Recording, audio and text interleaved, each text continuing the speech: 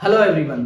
तो एक लंबे ब्रेक के बाद हम दोबारा से एक प्लेलिस्ट स्टार्ट करने जा रहे हैं जिसमें हम पढ़ाएंगे आपको integrals chapter number 7 class 12th mathematics का। ठीक है, इंटीग्रल्स। इस इंटीग्रल्स का दूसरा नाम होता है एंटी डेरिवेटिव्स। ठीक है, तो आज के इस लेक्चर में हम सिर्फ इंटीग्रल्स के फॉर्मूले देखेंगे। तो अगर ये फॉर्मूले हमें याद नहीं होंगे तो हम आगे इंटीग्रल्स को पढ़ना हमारे लिए मुश्किल हो जाएगा। तो सबसे पहला काम होना चाहिए, हमें सारे फॉर्मूले याद होना चाहिए। तो आज के लेक्चर में हम सारे फॉर्मूले लिख लेते हैं। तो सबसे पहले स्टार्ट हो जाते हैं इंटीग्रल ऑफ साइन एक्स। तो साइन एक्स के फॉर्मूले से हम स्टार्ट हो जाते हैं। तो साइन एक्स का फॉर्मूला होता है minus cos x plus C. Sine x का इंटीग्रल होता है cos x minus cos x plus C. Second, integral of cos x होता है sin x plus C. Third, integral of tan x होता है log of sec x and plus C. ठीक है, और फोर्थ होता है, ये सारे फॉर्मूले हमें याद होने चाहिए टिप्स पे, साइन कॉस टेन। नेक्स्ट होता है cot x d x. Cot x का फॉर्मूला होता है log sine cos tan cot sec cosec, तो इसका हो जाता है साइन एक्स प्लस सी। और fifth, log integration of sine cos tan cot sec x d x का इंटीग्रेशन हो जाता है log of sec x plus tan x plus C. ठीक है, इसी तरह sine cos tan cot sec, integral of cosec हो जाता है कॉसेक एक्स डी एक्स हो जाता है log cosec x minus cot x plus C. ठीक है, एक बात आप यहाँ पे नोट करेंगे कि यहाँ पे सब जगह पर plus C plus C plus C आ रहा है। ठीक है, इसका ये प्लस सी आने का रीजन मैं लेक्चर के लास्ट में आपको बताता हूँ। ठीक है, तो सेवंथ फॉर्मूला आता है अपना, ये ट्रिग्नोमेट्री के सारे फॉर्मूले कंप्लीट हो गए। ठीक है, अच्छा यहाँ पे अगर हम साइन कॉस टेन का डिफरेंशिएशन करते थे तो आता था सेक स्क्वायर एक्स। तो अगर सेक स्क्वायर एक्स का इंटीग्रेशन करूंगा तो आ जाएगा टेन एक्स। ठीक है, अच्छा इसी तरह एट्थ, अगर मैं साइन कॉट एक्स का इंटीग्रेशन करता था तो कॉट एक्स का आता था माइनस कॉसेक स्क्वायर एक्स। तो अगर मैं कॉसेक स्क्वायर एक्स का इंटीग्रेशन करूंगा तो आंसर आएगा माइनस कॉट एक्स प्लस सी।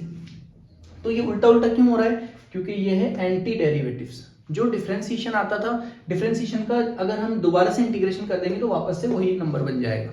जैसे कॉट एक्स का इंटीग्रेशन होता था माइनस कॉसेक स्क्वायर एक्स, तो अगर हम कॉसेक स्क्वायर एक्स का इंटीग्रेशन कर देंगे तो वापस से क्या बन जाएगा हमारे पास? Cot x. इसी तरह टेन एक्स का अगर हम इंटीग्रेशन कर डिफरेंशिएशन करते थे तो सेक स्क्वायर एक्स आता था, तो अगर सेक स्क्वायर एक्स का इंटीग्रेशन कर देंगे तो वापस से टेन एक्स बन जाएगा। ठीक है, इसी तरह ninth formula, integration sine cos tan cot सेक।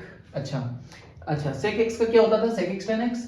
तो sec x tan x differentiation होता था सेक एक्स का, तो अगर sec x into tan x का इंटीग्रल कर दूंगा मैं तो sec x tan x d x का इंटीग्रल आ जाएगा सेक एक्स प्लस सी।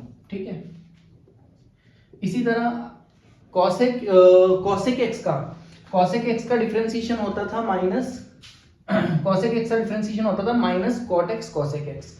तो अगर मैं cos x cot x cosec x इसका दोबारा से इंटीग्रल कर दूंगा तो मेरे पास आंसर आ जाएगा माइनस का कॉसेक एक्स प्लस सी।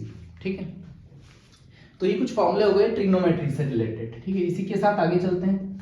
कुछ इंपॉर्टेंट फॉर्मूले होते हैं। इंटीग्रल एक्स की पावर एन का करना है अगर हमें, तो एक्स की पावर एन का डिफरेंशिएशन करते थे तो आता था एन एक्स की पावर एन माइनस वन। ठीक है, तो अगर इंटीग्रल करेंगे तो आ जाएगा एक्स की power n plus one upon n plus one और प्लस सी सभी में आ रहा है। ठीक है, इसी तरह अगर हम इंटीग्रल ऑफ लॉग एक्स करेंगे, integral of one by x करेंगे तो लॉग एक्स का डिफरेंशिएशन वन बाई एक्स होता था, तो वन बाई एक्स का इंटीग्रल क्या हो जाएगा? वन बाई एक्स का इंटीग्रेशन हो जाएगा लॉग एक्स प्लस सी। इसी तरह वन बाई एक्स का डिफरेंशिएशन हो गया, वन बाई एक्स का इंटीग्रेशन हो गया लॉग एक्स प्लस सी। अच्छा, ई की पावर एक्स का डिफरेंशिएशन हो जाएगा ई की पावर एक्स डी एक्स का इंटीग्रेशन हो जाएगा ई की पावर एक्स प्लस सी।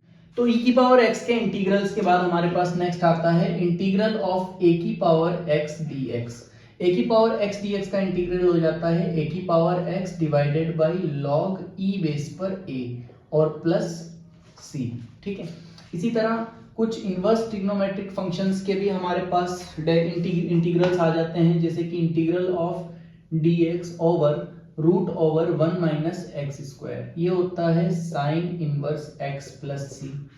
इसी तरह integral of d x upon root over 1 minus x square होता है, अगर यहाँ माइनस आ जाएगा तो ये होता है cos inverse x plus C.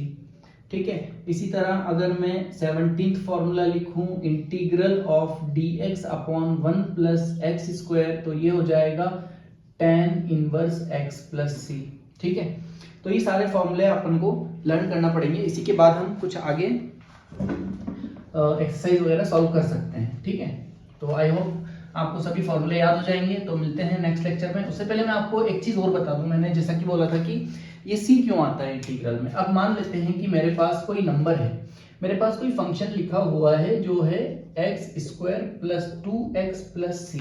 ठीक है, अब x square plus 2x plus 5 मान लेते हैं ये लिखा हुआ है। ठीक है, तो मैं इसका इंटीग्रल डिफरेंशिएशन कर देता हूं, तो मैं एफ डैश एक्स निकाल लेता हूं। डिफरेंशिएशन करूंगा तो एक्स स्क्वायर का डिफरेंशिएशन आ जाएगा 2x और 2x का डिफरेंशिएशन आ जाएगा 2 और कांस्टेंट का डेरिवेटिव हो जाएगा 0।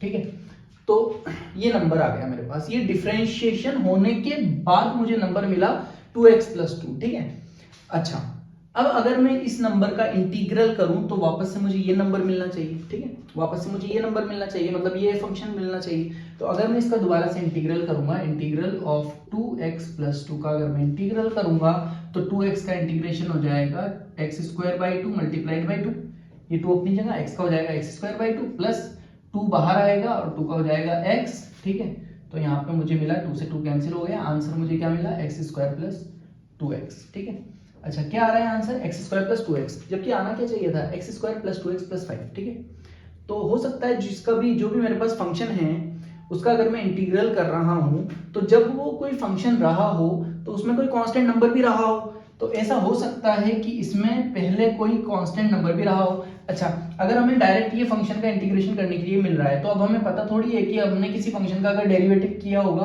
तो वहां पे कोई कांस्टेंट 0 हो गया होगा, तो ये हमें पता थोड़ी है। और एग्जैक्टली हमें ये भी नहीं पता कि यहाँ पे अभी क्योंकि सामने लिखा हुआ है तो हमें पता है कि 5 0 हुआ है यहाँ पे, तो हम यहाँ पे इंटीग्रल करेंगे तो यहाँ पे इंटीग्रल 0 का 5 भी लगा सकते हैं। ठीक है, तो यहाँ पे तो 5 लगा देंगे हम। कैसे, क्यों लगा देंगे 5? क्योंकि हमें पहले से पता है कि इस फंक्शन में 5 था।